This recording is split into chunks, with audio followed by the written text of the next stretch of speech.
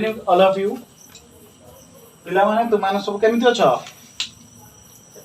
पूर्व क्लास आमे पढ़िथिले तर्कशास्त्र काहाकू कहती तर्क वाक्य काहाकू कहती तर्क वाक्य रे केतुटी पद रही थाए एवं तर्क वाक्य केतुटी अंश रही थाए से संपर्क रे एवं एथि सहित आमे के गुडिक तर्क वाक्य हुई परिबो नाही से संपर्क रे आलोचना करिथिलु।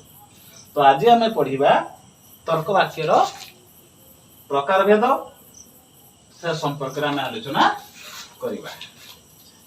प्रथमे गुण दृष्टि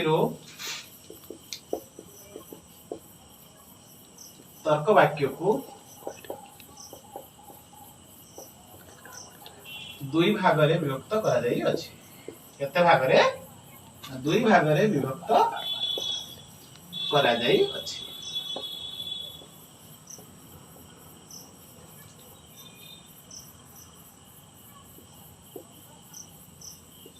एक रे अफर्मेटिव यानी सदर्थक बा ताको भावात्मक बोली हमें को। दुई रे नेगेटिव यानी नंजर्थक बा निषेधात्मक बा अवभावात्मक। ताले के जदि पचारती जे गुण दृष्टि तर्क वाक्य को केते भाग रे विभक्त कर जायछि तो आंसर होछि दुई प्रकार। गोटे अफर्मेटिव जहा को ओडिया रे सदर्थक बा भावात्मक बोली कहंती। दुई रे नेगेटिव जहा को ओडिया रे नंजर्थक बा निषेधात्मक बा अवभावात्मक बोली कहा जाय। ताले गुण दृष्टि हमर तर्क वाक्य दुई प्रकार होई गला। गोटे सदर्थक बा भावात्मक दुई रे नंजर्थक बा निषेधात्मक। सही परी परिमाण दृष्टि तर्क वाक्य को दुई भाग में विभक्त कर दै अछि। केते भाग रे ना दुई भाग में विभक्त कर दै अछि। एक रे यूनिवर्सल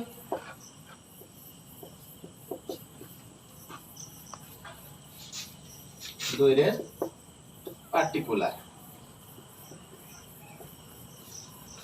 यूनिवर्सल को ओडिया रे सार्विक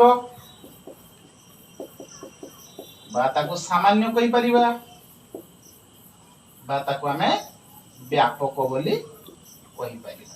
सेही भलिया पार्टिकुलर को ओडिया रे विशेष बा आंशिक बा अव्यापक बोली कहंती। ताले परिमाण दृष्टि तर्क वाक्य दुई प्रकार हुई गला। एक रे यूनिवर्सल जहा को ओडिया रे सार्विक बा सामान्य बा व्यापक बोली कहंती। सेही भलिया दुई रे पार्टिकुलर जहा को ओडिया रे में विशेष बा आंशिक बा अव्यापक बोली कहउचे। ताले हम जानलु कोन ना गुण दृष्टि रु तर्क वाक्य दुई प्रकार हैला। एक रे सदर्थक दुई रे नंजर्थक। सेही परी परिमाण दृष्टि रु तर्क वाक्य को हमें दुई भाग रे विभक्त कलु। गोटे सार्विक अन्यटी विशेष। निम्न रे तांकर सब अन्य नाम रही अछि। तणु तुमे माने प्रत्येक नाम मन रखिबो। गुण दृष्टि तर्क वाक्य केते प्रकार कोन कोन एवं तार अन्य नाम सब कोन कोन से गुडी को मन रखिबो। सेही परी परिमाण दृष्टि तर्क वाक्य केते प्रकार कोन कोन तांकर अन्य नाम सब मन रखिबो। तो वर्तमान ग्रीक दार्शनिक अरिस्टोटल कौन कले ना गुण युक्त परिमाण समान चारि प्रकार तर्क वाक्य से गठन कले। ताले गुण युक्त परिमाण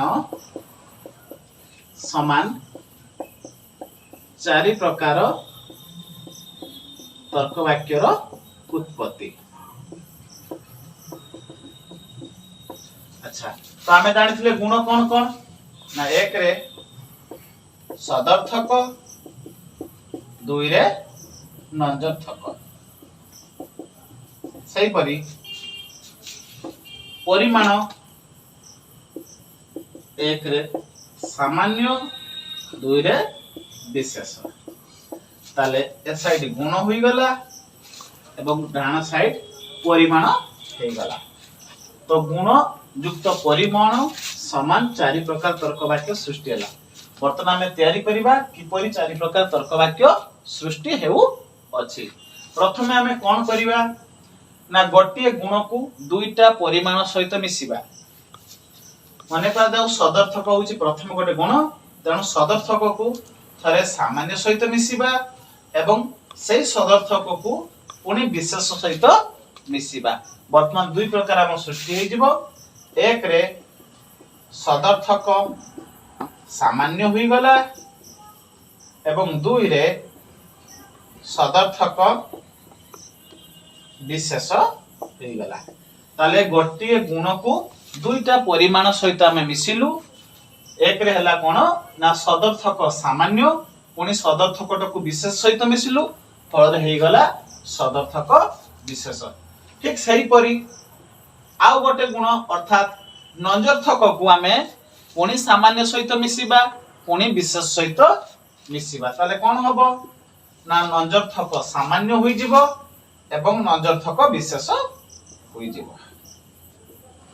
नंजर्थक सामान्य होई जिवो एवं नंजर्थक विशेष होई जिवो। तो हमें जानलु किपरि चारि प्रकार तर्क वाक्य सृष्टि हेउ अछि। ताले प्रथमे हमें गुण दुई प्रकार लिखिलु, तापरे परिमाण दुई प्रकार लिखिलु, गोटिए गुण को दुईटी परिमाण सहित मिसेइलु एवं अन्य को गुण को दुईटी परिमाण सहित मिसिलु। फल रे हमर चारि प्रकार तर्क वाक्य सृष्टि हे गला। एक रे सदर्थक सामान्य, दुई रे सदर्थक विशेष, तीन रे नंजर्थक सामान्य एवं नंजर्थक विशेष। जो सब नाम सृष्टि हैला सेतिरे प्रथमे गुण रही अछि, तापरे परिमाण रही अछि। सुविधा दृष्टि हमें कोन करि परिबा ना परिमाण को प्रथम नै परिबा एवं गुण को ता पछको नै परिबा। अर्थात हमें ये भी लिखि परिबा जोंटा सदर्थक सामान्य रही अछि ताको हमें सामान्य सदर्थक भी लिखि परिबा। कोन लिखि परिबा ना सामान्य सदर्थक भी लिखि परिबा, किछि असुविधा हेबो नै। कारण सदर्थक सामान्य जते बेले थिला सेते बेले प्रथमे गुण रहिथिला तापरे परिमाण रहिथिला। तो वर्तमान हमें कोन करलु ना परिमाण को आगे नै नेलु एवं गुण को पछे नै लेलु। तो एमिति तुमे चारोटी तर्क वाक्य रो नाम चेंज करि पारिबो। क्लियर हैला। तो वर्तमान ए जो सब नाम अछि तार संक्षिप्त रूप भी अरिस्टोटल नामकरण करचंते। हम देखिबा कार संक्षिप्त रूप कोन अटे ता हमें पार्श्व रे उल्लेख करिबा। अच्छा, जोंटा सदर्थक सामान्य रही अछि ताकू अरिस्टोटल आ बोली नामकरण करिथिले। आ जोंटा सदर्थक विशेष रही अछि ताकू से ई बोली नामकरण करिथिले। जोंटा नंजर्थक सामान्य रही अछि ताकू से ए बोली नामकरण करिथिले एवं जोंटा नंजर्थक विशेष रही अछि ताकू से ओ बोली नामकरण करिथिले। वर्तमान आम पाखरे चारोटी तर्क वाक्य आसी गला, गोटिए आ, ई, ए एवं उ। तार केही जदी पचारंती तुमको जे चारोटी तर्क वाक्य किपरि सृष्टि हला ताले तुमे माने कहिबो जे गुण दृष्टि रु तर्क वाक्य दुई प्रकार भारी थिला, गोटिए सदर्थक एवं अन्यटी नंजर्थक। सेही परि परिमाण दृष्टि रु तर्क वाक्य दुई प्रकार भारी थिला, गोटिए सार्विक एवं अन्यटी आंशिक। तणु कोन करा गला ना गुण समान दुई परिमाण दुई, तो दुई दुई मिसी चार हे गला। अर्थात गोटिए गुण को दुईटी परिमाण सहित मिसेलु पुनी आ गोटिए गुण को दुईटी परिमाण सहित मिसेलु, फल रे चारोटी तर्क वाक्य सृष्टि हे गला। अच्छा, जो सदर्थक सामान्य एटा होची तर्क वाक्य रो संपूर्ण नाम बा फुल नेम हमें कहिबा आ आटा को तार संक्षिप्त रूप बोली कहिबा। तणु जोटा सदर्थक विशेष अछि सेही बळिया एटा होची फुल नेम एवं एटा होची तार शॉर्ट नेम बा संक्षिप्त रूप। जदि तुमको केही पचारे जे आ तर्क वाक्य रो संपूर्ण नाम कोन अटे लेख, ताले हमें लेखिबा जे सदर्थक सामान्य हेउची आ तर्क वाक्य रो संपूर्ण नाम। बा जदि एपटे केही पचारन तुमको जे सदर्थक सामान्य तर्क वाक्य रो संक्षिप्त रूप कोन अटे तेबे हमें आ लेखिबा। तणु जदि संक्षिप्त नाम पचारुची ताले आमे आ लिखिबा जदि फुल नेम पचारुची तबे आमे सदर्थक सामान्य बोली लिखिबा एई परि निम्न जो अन्य तीनोटी तर्क वाक्य रहिले ताले सेपरि आमे कहि परिबा जे ई रो संपूर्ण नाम कोन तबे आमे सदर्थक विशेष बोली कहिबा बा जदि के पचारंती जे सदर्थक विशेष कोन तर्क वाक्य को कहा जाय ताले आमे ई बोली कहिबा तो क्लियर हे गेला सब अच्छा आउ कोन क्वेश्चन आसी पारे टॉपिक रु एमिति ना बेले बेले गुण एवं परिमाण उल्लेख कर दैथिबो ता भितर तुमको पचारिबे जे आ भितर कोनटा गुण अटे चिन्हट कर कोनटा परिमाण अटे चिन्हट कर उदाहरण स्वरूप सदर्थक लिखिला एवं सामान्य लिखिदेला अच्छा प्रश्न पचार जीवो जे एमानक मध्यरु कोनटा गुण अटे चिन्हट कर अच्छा कहिबा पूर्वरु आमे चिंता करिबा जे केउटा गुण भितरु बाहरिची एवं कोनटा परिमाण भितरु बाहरिची जोंटा गुण भितरु बाहरिथिबो ताको आमे गुण बोली कहिबा जोंटा परिमाण भितरु बाहरिथिबो ताको आमे परिमाण बोली कहिबा गुण को परिमाण कहि परिबा नाही किंबा परिमाण को गुण कहि परिबा नाही जेपरि सदर्थकटी गुण भितरु बाहरिची तेनु ये गुण हेबो सेही बलिया सामान्य भी परिमाण भितरु बाहरिची तेनु ये परिमाण हेबो ताले क्लियर हे गेला में ते जोंटा गुण भितरु बाहरी थिबो ताको आमे गुण बोली कहिबा एवं जोंटा परिमाण भितरु बाहरी थिबो ताको आमे परिमाण बोली कहिबा बेले बेले कोन हुए ना दुईटा परिमाण भी दे दे पारे प्रश्न पचारि पारे या मध्यरु कोनटा गुण अटे चिन्हट कर तेनु उत्तर दबा पूर्वरु आमे मानसिक स्तर रे चिंता करिबा जेमिति उदाहरण स्वरूप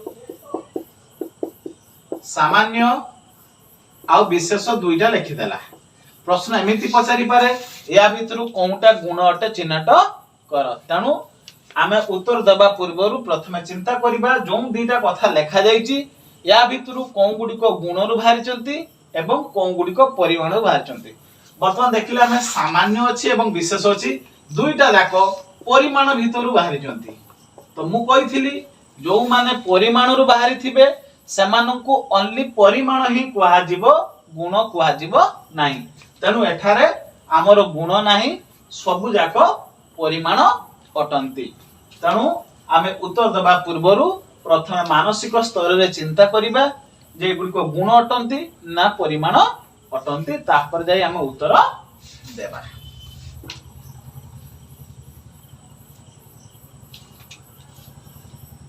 पुणी एई विषय रु पुणी आउरी भी प्रश्न पचारि पारे कोन जे केउ तर्क वाक्य को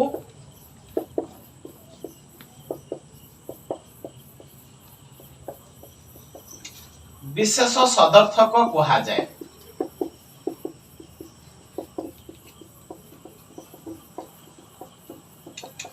जदि प्रश्न फुल नेम बाटे पचारि थाए तेबे तार उत्तर संक्षिप्त देहबो ताले जेहेतु विशेष सदर्थक एटा फुल नेम अछि तेबे तार आंसर कोन हबो संक्षिप्त रूप हेबो तो विशेष सदर्थक ई तर्क वाक्य को कहा जाए तेणु एई भली भाबे अन्य जो तीनोटी तर्क वाक्य रहिले जेमिति सामान्य सदर्थक केउ तर्क वाक्य को कहंती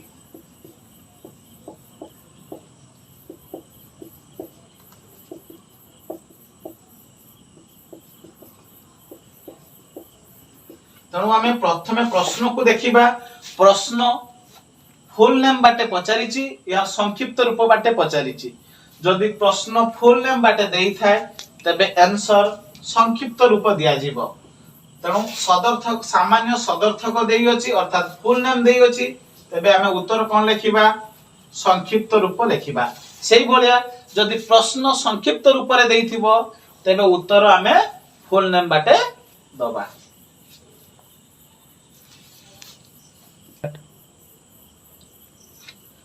आशा करूची पिला माने आज जो विषय सब पढ़ा गला तुमे माने भलो भाबे बुझितिबो आ जो पिला माने बुझी पारि नांती तो से माने पढ़ाटी केमिति लागिला बा कोन सब समस्या रही अछि ता कमेंट माध्यम रे लिखिबो कारण आपनको कमेंट हमकु पढ़ेबा शैली रे परिवर्तन आने पे आमे चेष्टा करिबा एवं आमे चेष्टा करिबा आपण माने जेमिति भलसे बुझी पारिबे।